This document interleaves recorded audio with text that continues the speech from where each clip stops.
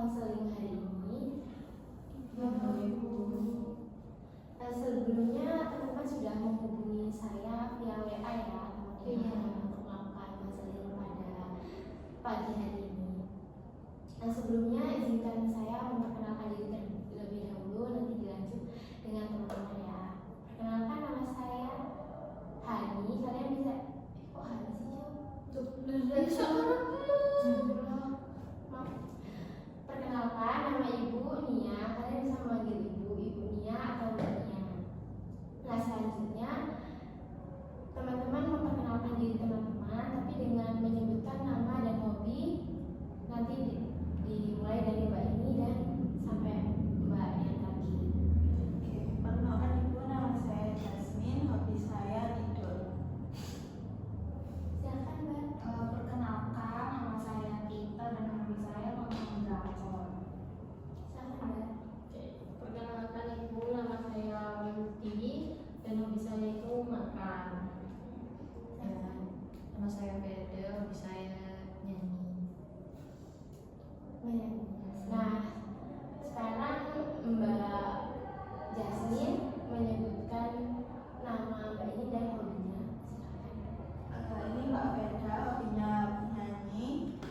Ini juga Ya, semua. Mbak Wildi, hobinya makan, sama Mbak Dita, hobinya nonton drakor. Boleh Mbak Tita dari Mbak Jasmine. Mbak Jasmine itu hobinya tidur, terus Mbak Beda hobinya menyanyi, dan Mbak Wildi hobinya makan. Silakan Mbak Windy. Mbak Beda ini hobinya menyanyi. Sebelah saya ini ada Mbak Ita, dia itu hobinya nonton drakor. Terus ada Mbak Yasmin, hobinya itu tidur. Oke, silakan Mbak Veda. Wildi, terus hobinya makan. Tita hobinya nonton drakor. Yasmin hobinya tidur. Sebelumnya saya mau bertanya nih kepada teman-teman semua. Jadi tujuan teman-teman untuk datang ke sini itu untuk apa sih? Kalau dari saya dulu ya Bu, saya ingin menemukan dan juga mencari apa sih solusi dari permasalahan yang sedang saya alami. Mbak Tita? Kalau saya nggak jauh beda sama Mbak Jasmine sih, karena masalah yang lagi saya alami sekarang. Silakan Mbak Windy. Sama sih Bu, saya pengen nyari solusi, terus ya pengen tahu aja saya tuh sebenarnya benar apa enggak selama ini gitu. Mbak Veda. Ya bersama, terus juga pengen dengar pandangan dari teman-teman, pengen sharing aja juga. Oke, baik. Jadi teman-teman di sini datang ke sini untuk menceritakan masalah dan juga mencari solusi dari masalah teman-teman ya. Selanjutnya saya mau menjelaskan 3 asas dalam konseling pada hari ini. Yang pertama ada asas kebebasan. Sukarela kerahasiaan. Yang pertama ada asas kesukarelaan. Tentunya teman-teman diminta untuk dengan sukarela menceritakan masalah teman-teman semua. Lalu ada asas kerahasiaan, yaitu teman-teman cukup menceritakan masalah teman-teman di forum ini saja dan tidak dibawa saat teman-teman ada di forum lain. Selanjutnya konseling kita pada hari ini dilakukan dalam waktu 30 menit ya teman-teman. Karena kita ada 4 konseling dan tidak bisa membahas semuanya ya, jadi saya minta teman-teman untuk memberitahu masalah dari teman-teman satu persatu. Nanti kita akan pilih salah satu masalah yang kiranya sangat perlu diselesaikan dengan cepat. Saya dimulai dari Mbak Veda, mungkin bisa menceritakan masalahnya. Kalau saya insecure, terus saya tuh kayak karena insecure dan ini kan membanding-bandingkan sama orang lain gitu ya, orang lain bisa begini begitu, kok saya nggak bisa. Akhirnya dari situ saya tuh banyak gitu loh, banyak melakukan kegiatan, banyak melakukan ini itu sampai lupa limit diri sendiri, batas diri sendiri gitu. Jadi masalah Mbak Veda itu mengenai insecure terhadap diri sendiri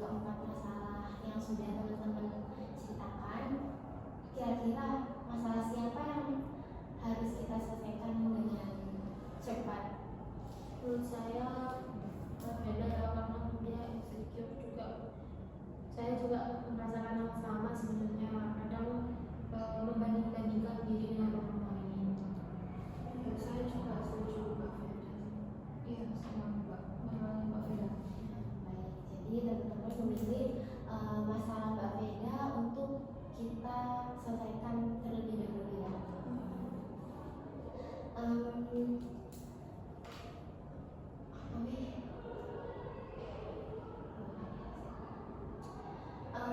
Veda, apakah ada biasanya teko bisa langsung bisa diceritakan? Oh, bisa diceritakan lebih lanjut. Mbak Veda mungkin bisa diceritakan dengan lebih jelas lagi masalah insecure Mbak Veda itu yang seperti apa sih? Awalnya tuh ya kayak tadi saya sudah coba jelasin sekilas ya tentang masalah saya insecure-nya itu gimana. Jadi kayak saya sering banding-bandingkan diri saya, omongan saya, terus ya apapun tentang saya itu dengan orang lain gitu. Saya melihat orang lain itu kayak kok dia bisa ya lebih baik ini, kok dia bisa ya berprestasi, kok dia bisa ya gini gitu. Dari situ saya kan termotivasi, saya juga pengen jadi kayak dia, tapi ternyata turns out pada akhirnya itu jadi kayak saya tuh kok capek gitu gitu, terus ya stres juga gitu, burnout gitu loh, soalnya kayak kebanyakan dan saya juga kayak kurang bisa manajemen waktunya, jadi akhirnya kelelahan, sakit, padahal ya masih banyak yang harus dikerjain gitu. Baik, jadi Mbak Veda merasa tidak bisa seperti teman Mbak Veda ya. Selanjutnya apa yang Mbak Veda lakukan ketika Mbak Veda merasa insecure?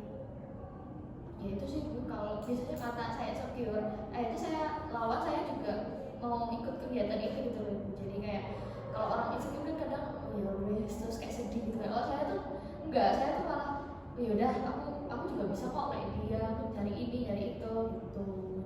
Tapi ya pada akhirnya ternyata kebanyakan gitu loh Bu, saya nggak sadar di situ. Apakah rasa insecure Mbak Veda ini mempengaruhi pertemanan Mbak Veda? Tergantung ya, karena membandingkannya itu sebenarnya bukan sama teman saya tapi orang lain gitu loh, bukan kita juga ngeliat sosmed, terus kayak kita juga sering terpapar sama HP kan gitu, kita lihat kok mereka bisa ya, mereka bisa showing apa ya, nunjukin gitu loh, nunjukin kalau mereka itu wah banget, berprestasi banget, aktif gitu, terus ya dari situ, terus ya mungkin kalau ke pertemanan lebih ke susah cari teman itu sih yang support, terus yang emang sevisi semisi itu aja sih. Baik, jadi Mbak Veda ini merasa insecure tidak hanya pada teman Mbak Veda, tapi juga pada hal-hal yang Mbak Veda lihat, kayak seperti Mbak Veda nggak bisa lebih dari orang ini, Mbak Veda ingin sebenarnya seperti orang ini, tapi Mbak Veda sulit untuk melakukan. Teman-teman di sini ada yang pernah merasakan yang sama tidak seperti apa yang Mbak Veda rasakan? Aku pernah sih ngerasain, soalnya kan apalagi di sosmed tuh banyak banget ya orang-orang yang aktif, orang-orang yang kayak kok bisa ya mereka tuh ngelakuin hal aktivitas terus mereka tuh bisa apa ya, nambahin hobi lagi gitu tuh banyak banget, sedangkan aku di sini tuh nggak bisa gitu. Tapi mungkin dari bedanya ini apa ya, orangnya yang mau melakukan hal itu, mencoba gitu. Kalau dari aku sendiri tuh malah yang nggak mencoba gitu, cuma kayak insecure tapi tidak dilakukan gitu.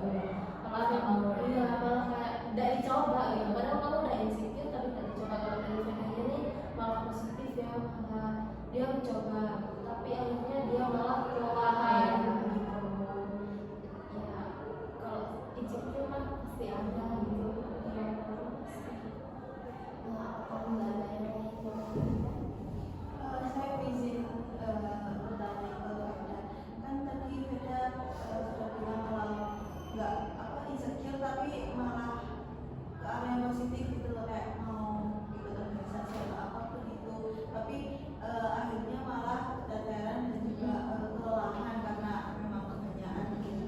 Nah dari situ tuh Mbak Veda sendiri memang coping mekanismenya Mbak Veda Iya. untuk karena rasa insecure itu. Kayaknya iya sih, bisa jadi, tapi ternyata kan ada stres juga katanya kalau terlalu banyak itu kan juga stres. Daripada soalnya kayak aku juga pengen gitu loh, kayak aku pengen ya kenapa enggak gitu.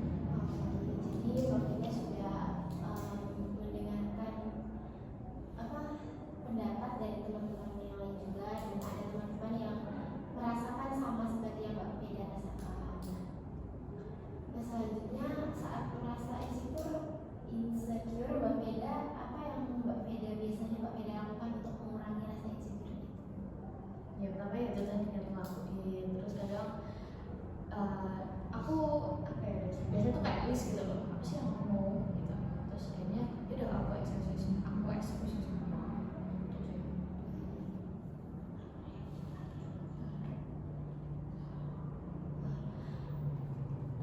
Mungkin teman siapa yang saran? Ya dua-duanya ada kok, baik dari kamu sama teman-teman. Guest star yang kita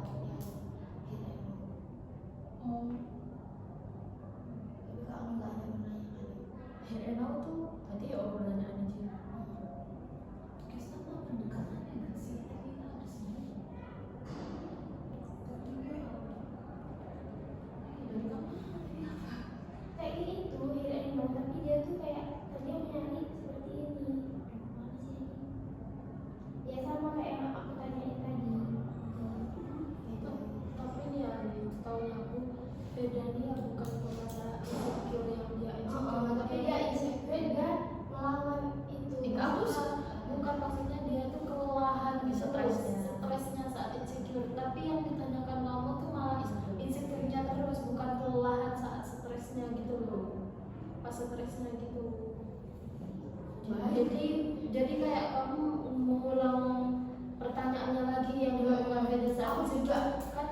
ngerasa kayak aku udah jadi ngulang terus ya. Ya kalau berarti kan dicapkan aja pertanyaannya dari yang stres kelelahan itu tadi. Setelah stres kelelahan gitu, Mbak Veda mengurangi kegiatannya apa masih tetap lanjutin apa selama gimana ini gitu? selama ini kan stres ngapain? Jadi kayak berarti selama ini kan Mbak Beda merasa kelelahan dan stres gitu. Jadi apa yang Mbak Beda lakukan? Langsung. Satu dua tiga. Selama ini kan Mbak Beda merasakan kelelahan dan juga stres ya.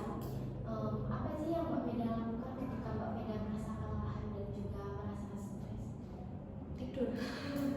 Saya istirahat tidur, terus kayak malah lebih males gitu loh pada tadi udah capek di sini, terus mau udah hadir di sini tuh kayak udah males, udah capek banget dan mending aku tinggal aja gitu.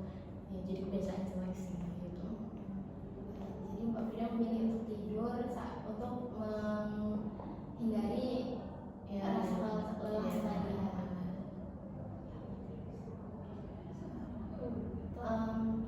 Mungkin teman-teman ada yang ingin memberikan saran kepada Mbak Veda apa yang harus Mbak Veda lakukan untuk mengurangi rasa insecure dan juga kelelahan tadi. Saya Bu, Silakan Mbak Jasmine. mungkin kalau saran dari aku untuk Veda kan tadi Veda bilang kalau misalnya dari kegiatan-kegiatan itu diambil semuanya ya Veda, terus berdampak sampai kelelahan, terus juga itu tidur, terus meninggalkan hal-hal yang penting sebenarnya ya. Jadi mungkin Mbak Veda bisa itu apa, mengetahui kapasitas diri Mbak Veda. Maksudnya bukan kapasitas dirinya Mbak Veda rendah apa gimana, bukan, tapi kan memang manusia itu butuh istirahat juga ya Mbak. Jadi nggak yang bisa melakukan hal semuanya dalam sekaligus gitu kan. Jadi mungkin Mbak Veda bisa tetap melakukan hal itu untuk mengatasi rasa insecure, tapi tetap kegiatannya dipilih gitu, kayak nggak yang terlalu berat. Jadi dipikir kayak ini aku masih mampu nggak ya kalau aku mengikuti kegiatan ini dan kegiatan ini juga, ataupun oh aku kalau nggak mampu aku hanya mengikuti kegiatan ini, jadi masih adalah waktu untuk istirahat. Jadi dengan mengetahui kapasitas diri kita bisa, Mbak Veda bisa itu apa, mengatasi rasa insecure, kemudian juga bisa istirahat. Jadi mengatasi rasa insecure-nya itu dengan ke arah yang lebih positif gitu Mbak. Baik. Mungkin teman-teman yang lain ada yang ingin menambahkan sarannya? Boleh Mbak? Kalau dari aku ini sih lebih fokus kepada diri sendiri, maksudnya belajar untuk mengabaikan orang, tapi mengabaikan bukan dalam tanda kutip negatif ya. Jadi aku tuh lebih fokus aja kepada diri sendiri, limitnya sampai mana. Karena kalau misalnya kita pengen ibaratnya kayak apa yang orang tunjukin, kita mau ikut lakuin sama itu nggak akan selesai sampai kapan itu nggak akan selesai. Jadi ya diperhatiin lagi Mbak Veda itu limitnya sampai mana, mampunya sampai mana gitu. Soalnya Mbak Bindi ada tambahan. Sama kita harus tahu kapasitas diri kita juga. Kita tuh kita harus memikirkan beban saat kita mengambil tanggung jawab itu ke depannya tuh gimana. Kalau kita ngambilnya kebanyakan kan kadang kita juga bisa keteteran, terus kita bisa stres, dan itu malah merusak impian kita yang sebenarnya kita pengennya tuh jadi ambis gitu, pada ngejar sesuatu malah ya nggak ambis, malah ketiduran, malah keteteran gitu kan. Terus juga membuat diri kita tuh juga lelah ke batinnya, kayak ngerasa aku malah jadi beban ya ternyata di sini, aku malah nggak bisa ya di sini, dan kita malah lebih insecure lagi gitu. Kok malah aku nggak bisa ya gitu, kok orang lain tuh bisa, itu yang buat malah jadi beban pikiran sih. Baik, jadi Mbak Veda sendiri apakah sudah dapat menyimpulkan dapat menerima saran-saran dari teman-teman yang lain? Udah sih, membantu banget jujur. Dan ya teman-teman juga sudah ngasih perspektif baru buat aku. Ternyata ya memang mau nggak mau kan juga kita harus cukup lah ya, merasa cukup, terus harus ngasih batasan sama diri sendiri juga gitu. Aku mau nambahin Bu, Ya, menambahkan dari saran Mbak Dita tadi kan, memang benar kalau misalnya kita ngikutin standarnya orang lain tuh gak akan habis. Kayak misalnya kita merasa orang ini di Instagram kayak dia sangat organisator banget, ikut ini itu dia bisa, tapi kita kan juga nggak tahu ya di balik itu dia sebenarnya gimana, mungkin juga lelah ataupun nggak ada waktu istirahat. Nah di balik itu juga dari Mbak Veda sendiri misalnya jadi organisator yang nggak terlalu ambis tapi tetap jadi punya kegiatan, itu bisa jadi orang lain melihat Mbak Veda itu sangat keren, sangat oh Mbak Veda ini itu ya bisa kayak menjalankan perkuliahan sama organisasi dalam bersamaan tapi masih bisa fokus dua-duanya gitu. Jadi melihat pandangan aja sih Mbak, jadi mungkin Mbak Veda melihat orang lain keren tapi orang lain juga bisa melihat Mbak Veda itu keren.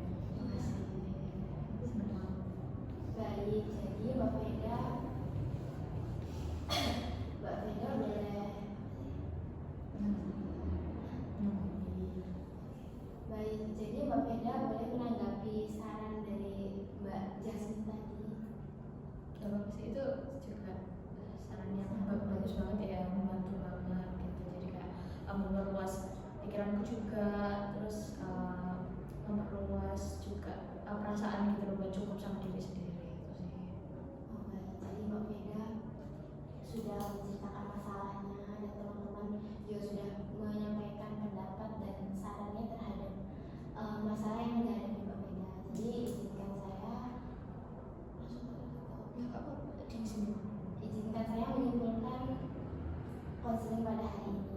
Jadi Mbak Veda ini merasa insecure, tetapi Mbak Veda juga melawan rasa insecure itu. Tapi karena melawan rasa insecure itu, Mbak Veda sampai merasa kelelahan dan juga mengalami stres. Jadi Mbak Veda mungkin merasa belum cukup dengan diri Mbak Veda yang sekarang, ingin menjadi Mbak Veda yang lebih baik lagi, mungkin seperti itu. Dan saran dari teman-teman tadi juga sudah cukup baik, seperti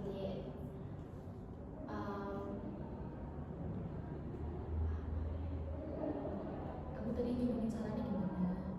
aku nyebutnya yang Jasmine tadi. Kamu apa? Jadi Mbak Veda harus menjadi diri sendiri, tidak harus mengikuti standar orang lain. Mungkin cukup konseling pada hari ini, karena waktunya juga sudah habis ya teman-teman semua, dan kita menjadwalkan untuk konseling berikutnya mau di hari apa dan kapan.